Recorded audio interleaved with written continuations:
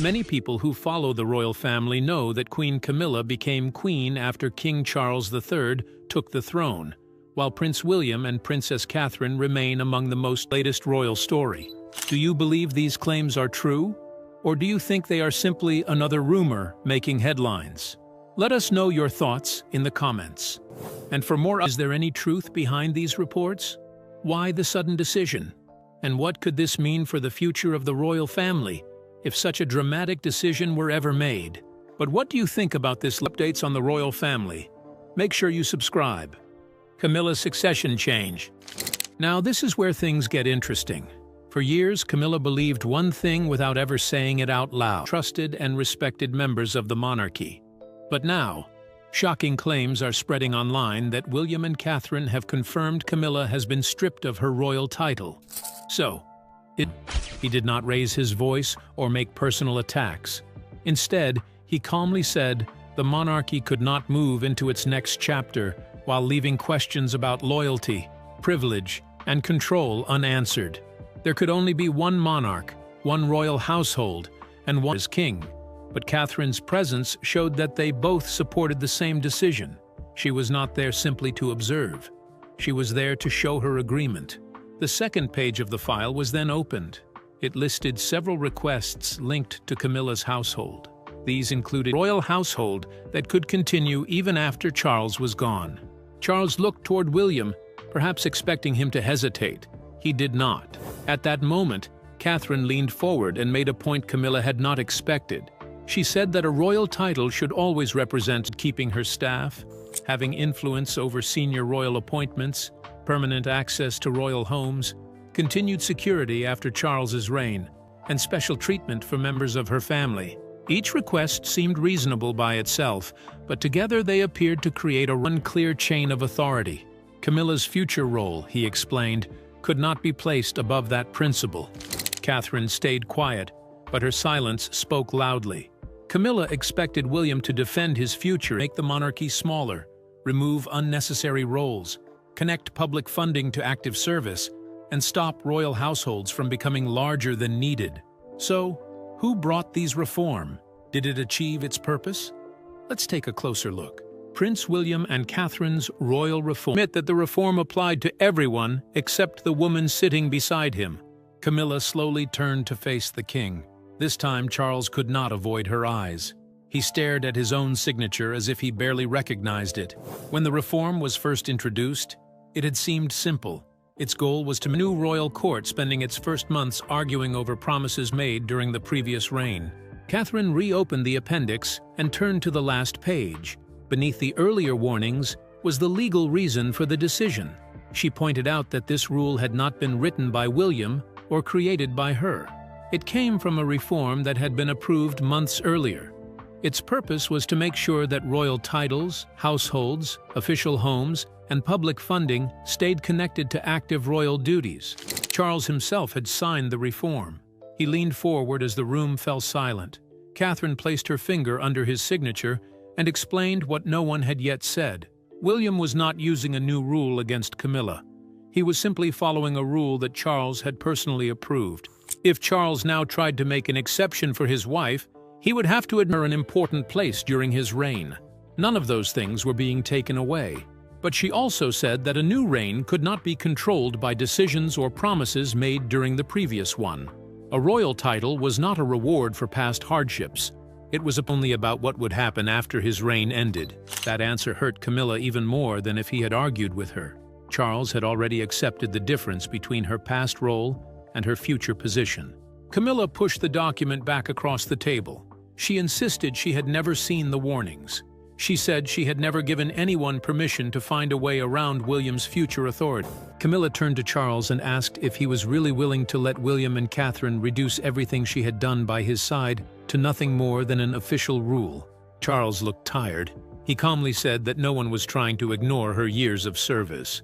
The discussion was on a position of service, and when that service ended, the authority connected to it should end as well. What decision did William take, and what pushed him to such a situation? Let's take a closer look. Prince William's shocking decision. She explained that her office handled a huge number of documents every day. Some were only early drafts, and many never reached her desk. The senior advisor then opened another record. It showed that the warning had been sent directly to Camilla's private secretary. A receipt confirmed that it had been opened. The next morning, a private meeting was added to Camilla's future king himself. Charles suggested a compromise. Camilla could still use a ceremonial royal title after his reign. Her staff would be smaller but not completely removed. She could keep a reduced household. She would lose official authority but still be publicly recognized with the dignity of a queen, whom could take back. Charles stood up and walked toward the window. For years, he had defended Camilla from public criticism, private opposition, and the lasting memories of the past. Now the biggest challenge to her future was no longer coming from outside Buckingham Palace. It was coming from the For a brief moment, the room felt calmer.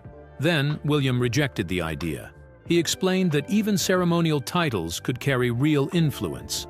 Staff followed important titles. Officials showed respect based on rank.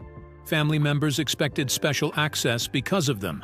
A title that seemed only symbolic could quickly become an unofficial position of power. Camilla heard only one message beneath all those words. She believed they were reducing her role.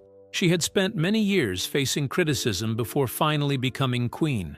However, the press secretary then entered with a draft power if people acted as though nothing had changed. Catherine offered a more limited solution. Camilla would receive private respect, proper security, and a stable place to live. But none of those things would give her authority over the next royal household. She would not control appointments, give orders to senior staff, or claim any constitutional rights end as well. There would be no automatic role after Charles, no special protection, and no separate position of power during William's future reign. That was when William spoke, changing the mood in the room. Palace advisors might raise concerns, but Charles was the king, and Camilla believed his support would always protect her. Then an important meeting began. It took place behind closed doors inside Buckingham Palace, far from cameras, palace staff, and the carefully chosen words usually used to hide family disagreements. William arrived first, followed by Catherine. Charles and Camilla were already sitting at the table. In the middle was a sealed file about the royal succession. It contained a decision that had already gone beyond debate. A senior advisor opened the file and read the first section. It said Camilla would remain queen for the rest of Charles's reign, but when his reign ended, her royal title, authority within the household, ceremonial status, and influence would.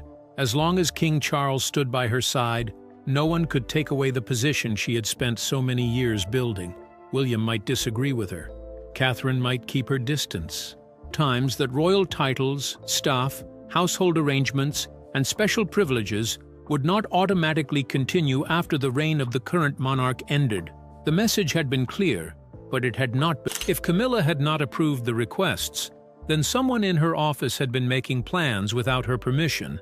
But if she had approved them, then she had come into the meeting already knowing what William had uncovered. Either possibility was serious. A senior advisor then referred to earlier warnings. Camilla's office had been told several and followed. Even after those warnings, the requests kept coming.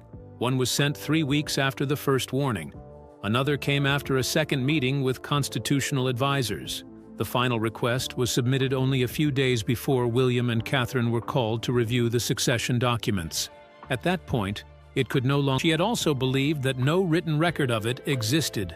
Catherine opened the folder and slid the first page across the table. It was not a letter. It was a transcript of a private conversation that had taken place months earlier between Camilla's household and palace advisors. One part stood out. A palace of be called a misunderstanding. Charles looked at Camilla, waiting for an explanation, but she remained silent. William stayed calm. Catherine then picked up a thinner folder from beneath the main file. It had a date that Camilla recognized immediately. She had believed that meeting had been completely private. Were there earlier plans to make such a change? How long has it been? Let's find out. Royal household transition. For months, a palace team had been reviewing how the royal household would work after his household should keep their positions even after Prince William became king. Another asked that people connected to Camilla should continue having a say in appointments linked to charities, royal homes, and ceremonial offices. A third requested that certain travel, King Charles' reign came to an end. At first, it was seen as a normal planning process.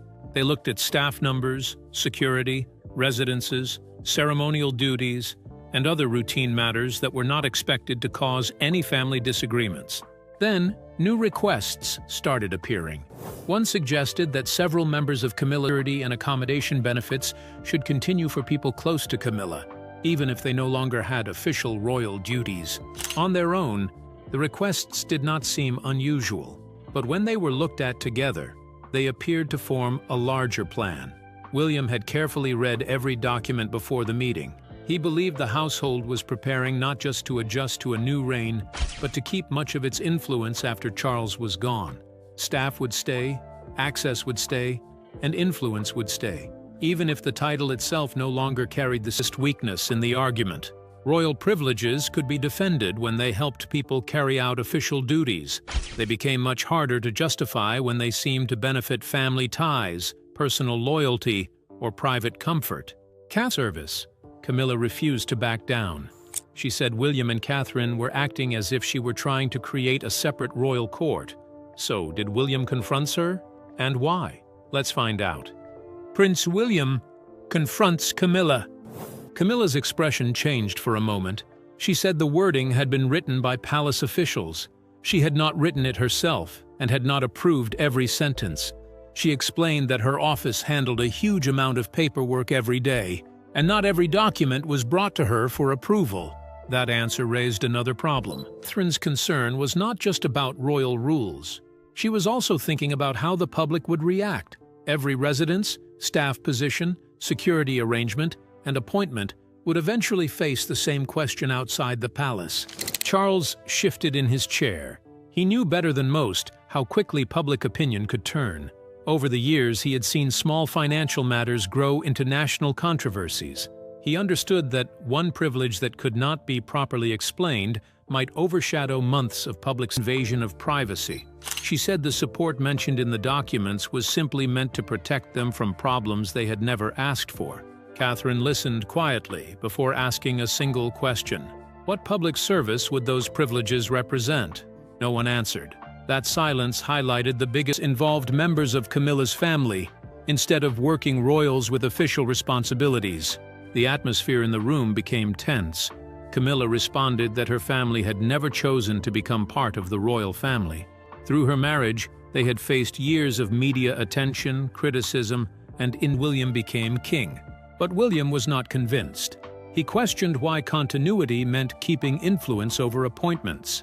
He asked why it required ongoing access to certain royal residences, why the privileges of the reigning queen should continue after the reign had ended, and why some of the requests. He argued that Camilla had stood beside him for years, represented the crown, supported charities, and faced heavy public criticism. In his view, keeping some continuity was not about giving special treatment. It was about protecting loyal staff from losing their jobs. As soon as the same official role, the system around it would still be in place. That was something William was not willing to accept. Charles dismissed the concerns, saying they were simply administrative issues, only to ignore those same rules when they affected his own wife. Charles replied that Camilla was not just another member of the royal family. Anne agreed, but said that was exactly why the rules should be even clearer, not weaker. Camilla accused Anne of taking William and Catherine's side against her. Anne calmly rejected that claim. She explained that personal feelings were not the issue. The real issue was that one royal office belonged to the current reign, while another main arguments, and understood exactly where the weak point was. Anne looked at Charles before looking at Camilla. She reminded him that a reform only has real value if the person who introduces it is also willing to follow its limits. She said a monarch could not ask the family to accept discipline, reduce royal households, and question long-standing traditions. Only order, one appointment challenged by another office, or one family member promised access that the next monarch refuses to accept. It only takes one former royal household insisting that an old arrangement is still valid. William understood that risk. The other would belong to the next one. Mixing those two would leave staff, advisors, and family members unsure about whose authority they should follow. She said the danger was not dramatic, but administrative. And that made it even more serious. A palace does not need a public argument to become disorganized. It only takes one dispute. William finally looked directly at her. He said Charles could protest and delay the process, but he no longer had the power to quietly make the decision disappear. It had already become part of the plans for the future. Camilla stopped looking at Charles and turned to William. For the first time that evening, it was about making sure the next reign remained stable. The succession plan had already been approved. The decision had been made. His duty was to carry it out, not pretend it did not exist. Camilla then looked at Catherine. There were no advisors, papers, or legal terms between them. The question became simple and personal. Was he really willing to remove her from her future position? William answered without showing any emotion. He said the decision was not about his personal feelings toward Camilla, the review, or even try to replace the plan. But he could not erase the existing record or remove the reasons why it had been created. Camilla pushed the folder away. She demanded that Charles cancel the decision before anyone outside the room found out. William, who confirmed William's words without hesitation. She said the next royal court could not begin with two people holding unclear authority. Camilla would always be treated with respect and honored for standing beside Charles. But the authority that came with being queen would end when Charles's reign ended. That was the moment no one in the room. Public statement. It did not mention removing Camilla's authority. It did not mention William, Catherine, or the disagreement. Instead, it described the decision as a simple constitutional clarification about how royal households would be organized in the next reign. So, what's this draft, and what does it contain? Let's find out. The hidden succession file. Then came the question. She believed the king was the last person standing between her and the future William wanted to create. But that power was already gone. Maybe Charles had not realized it. Maybe he had not meant for it about signing the papers. Charles asked where he needed to sign. The legal advisor calmly explained that no more signatures were needed. Months earlier, Charles had already permitted the plan to move forward. The Palace Council had finished reviewing everything, and the succession file had already been officially recorded. William and Catherine were not asking for approval. They were simply confirming that the existing rules would now be followed. Camilla froze. In that moment, everything she believed about the meeting changed. She had thought Charles could still protect her with a single decision. The soft light. He looked less like a powerful king, and more like a husband facing a painful truth. Camilla gently touched his initials with one finger. The room stayed silent. William did not speak. Catherine remained quiet. Even Anne said nothing. Camilla finally asked Charles if he had known about all of this. Before Charles could answer to happen, either way, the result was the same. The final page was placed in front of Camilla. Near the bottom were Charles's initials beside the original approval for the reforms. She recognized his handwriting immediately. Her eyes slowly lifted from the page to Charles, who stood quietly near the window. Under the answer, the legal advisor closed one folder and revealed another sealed document underneath. No one had mentioned it before. The name written on the front was Catherine's. Although Catherine's name appeared on the document, she had not written it herself. It was a memorandum prepared after a private meeting she attended with constitutional advisors who were planning for the next reign. So what do you think about Prince William and Catherine's shocking confirmation of Camilla's title stripping? Share your thoughts with us in the comments section. Don't forget to like and subscribe. Actions of her staff. William shook his head. He said it was too late for an internal review. Camilla's household had already received warnings, but continued sending in the same requests. The succession team believed that delaying the decision would only create bigger problems for the next reign. Charles finally asked the question he had been avoiding. Is this a punishment? William answered without hesitation. No, it's protection. He explained that it was not about protecting the monarchy from Camilla herself. It was about protecting it from confusion. There could not be competing orders, staff claiming old powers, family members expecting special treatment, or a schedule. There was no subject listed, and no official notes were taken. But later that same day, the words, "continuation beyond the present sovereign," appeared in a revised request. Someone had clearly taken action. The only question was who. Camilla said her private secretary must have misunderstood instead of reducing it. Once again, No answer came. Charles stepped in and suggested pausing the process while Camilla's office carried out its own investigation. He believed this would help separate her personal intentions from the situation. William then asked if that misunderstanding also explained the requests about royal homes, staff, and family access. Camilla replied that palace officials often prepared many different options before deciding on one. Catherine listened quietly before asking why every proposal increased Camilla's future role. The answer changed the mood in the room. Camilla was